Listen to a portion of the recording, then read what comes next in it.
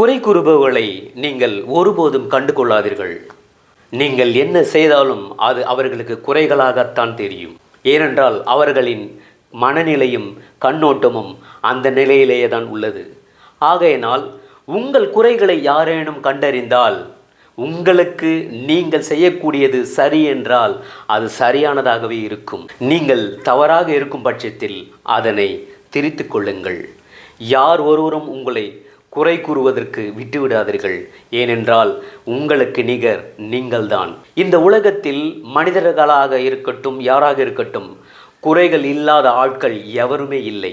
போற்றுவோர் போற்றட்டும், தூற்றுவோர் தூற்றட்டும் என்று எண்ணி உங்கள் வேலைகளில் கண்ணும் கருத்துமாக இருங்கள்.